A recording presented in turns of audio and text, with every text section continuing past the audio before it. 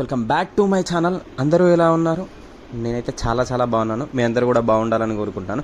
And మీ అందరి కోసం ఈరోజు అతి సమీపంలో అంటే మనకు దగ్గరలో ఉన్న టెంపుల్ అనమాట. ఆయన చాలా మహిమగల టెంపుల్ అండ్ స్వయంభుగా వెలిసిరనమాట ఇక్కడ ఆంజనేయ స్వామి.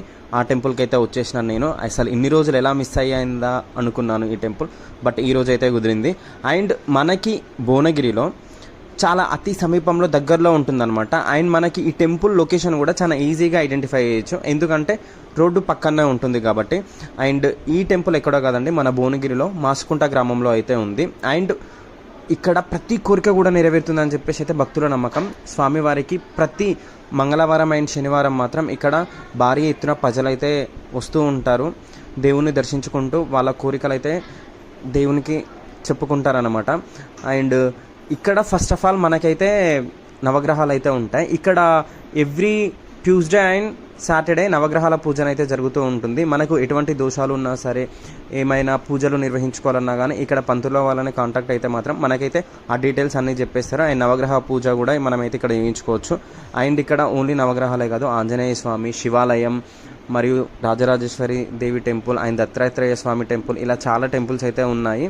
అండ్ ఎప్పుడైనా సరే మనం నవగ్రహాల చుట్టూ ప్రదక్షిణ చేసిన తర్వాత మనమైతే కాళ్ళు కడుక్కొని అయితే గర్భగుడిలోకి అయితే ప్రవేశించాల్సి ఉంటుంది. అండ్ ఇది ఎందుకో రీజన్ తెలియదు కానీ ప్రతిసారి అయితే ఇలానే చేస్తుంటారు. అండ్ ఇక్కడనే పక్కన ఉసిరి చెట్టు అండ్ రాగి చెట్టు కూడా ఉన్నాయి, వాటిని కూడా దర్శించేసుకొని మనం వెళ్ళిపోతే సరిపోతుంది. అండ్ ఫస్ట్ మీ అందరికైతే నేను దత్తాత్రేయ స్వామి టెంపుల్ అయితే చూపిస్తాను, చూసేయండి. అండ్ నెక్స్ట్ మనం మెయిన్ గర్భగుడిలోకి వెళ్ళిపోదాం.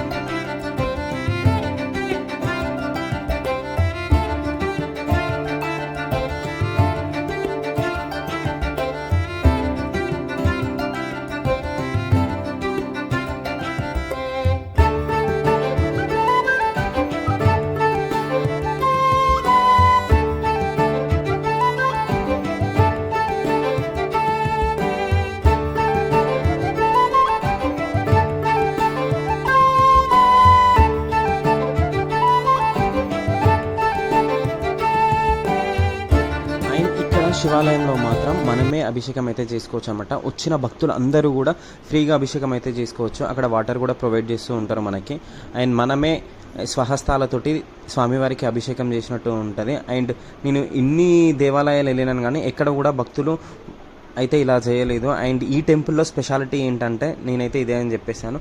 అండ్ ఎవరు వచ్చినా సరే ఎటువంటి టోకెన్స్ కూడా ఉండవు ఇక్కడ. అండ్ జస్ట్ మనం స్వామివారికి మన భక్తిని డైరెక్ట్గా చెప్పుకోవచ్చు అనమాట. ఆ విధంగానైతే ఇక్కడ ఫెసిలిటీ అయితే ఉంది. మీ అందరూ కూడా ఈ సమీపంలో ఉంటే మాత్రం ఖచ్చితంగా ఒకసారి ఈ టెంపుల్ని అయితే విజిట్ చేయండి అని అయితే నేను కోరుకుంటాను. అండ్ మనం భక్తితో స్వామివారిని ఏది కోరుకున్నా కానీ ఖచ్చితంగా అది నెరవేరుతుంది. కల్మషం లేకుండా ఉండాలన్నమాట మనసు. ఎలాంటి స్వార్థం లేకుండా ఉంటే మాత్రం ఖచ్చితంగా ఆ కోరికనైతే నెరవేరుతుంది. అది నాకు చాలా అనుభవం అండ్ ఎక్స్పీరియన్స్ కూడా. సో అందుకనే ప్రతి ఒక్కరు కూడా దేవుని పైన నమ్మకం ఉంచండి. అండ్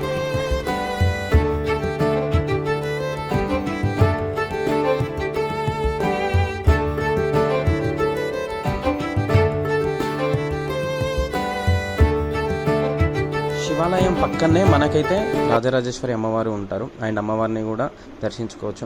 అండ్ ఇక్కడ ఈ టెంపుల్కి మాత్రం ఎటువంటి ఎంట్రీ టికెట్స్ అయితే లేవు. అండ్ ఇక్కడ చూడొచ్చు అమ్మవారి శ్లోకాలు అండ్ అమ్మవారి రూపాలు ప్రతి ఒక్కటి కూడా మనకు కళ్ళకు కట్టినట్టుగా చూపిస్తున్నారనమాట. అండ్ చాలా బాగుంది. నాకైతే ఎస్పెషలీ ఈ టెంపుల్ అయితే చాలా బాగా నచ్చిందనమాట. అండ్ నేను ఇంతకుముందు కూడా ఒకసారి వెళ్ళినాను, బట్ అప్పుడైతే నేను వీడియో క్యాప్చర్ చేయలేకపోయాను. ఇప్పుడైతే మీ అందరి కోసం ఈ వీడియో తీసాను.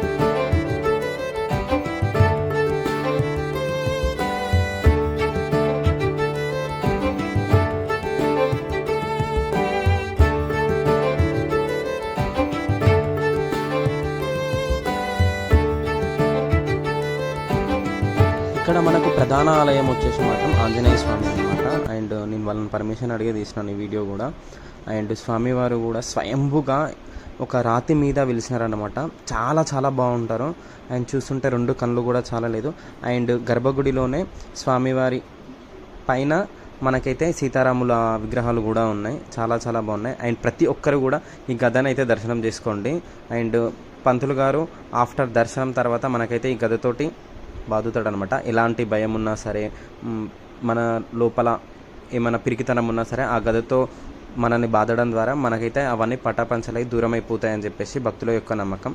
అండ్ పక్కనే మనకు యాగశాల కూడా ఉంది. ఇక్కడ యజ్ఞయాగాలు కూడా జరుపుకుంటూ ఉంటారు. అండ్ ఇక్కడ నేను డీటెయిల్స్ చూపిస్తున్నాను చూడండి. అండ్ అక్కడ ఆ టికెట్స్ ధరలు కానీ అవన్నీ కూడా చూడొచ్చు. అండ్ అన్నీ కూడా తక్కువనే ఉన్నాయి. అండ్ ఫైనలీ నా టెంపుల్ పూజ అయితే కంప్లీట్ అయిపోయింది. ప్రసాదం అనమాట. అండ్ ప్రసాదంలో వీళ్ళు బెల్లం పులిహోర కలిపి పెట్టిరు. సారీ బెల్లం కాదు, లడ్డు పులిహోర కలిపి పెట్టిరు. డిఫరెంట్ టేస్ట్ అయితే ఉంది, మంచిగా అనిపించింది. అండ్ ఫైనల్లీ దర్శనం కంప్లీట్ అయిపోయింది. Let's go back to the home అనమాట. ఓకేనా? అండ్ ఈ వీడియో కనుక మీ అందరికీ నచ్చినట్లయితే please do like, share, subscribe and comment. మరిన్ని మంచి వీడియోస్ కోసం సూపర్ శివ వ్లాగ్స్ని సబ్స్క్రైబ్ చేసుకోండి. ఉంటా, బాయ్.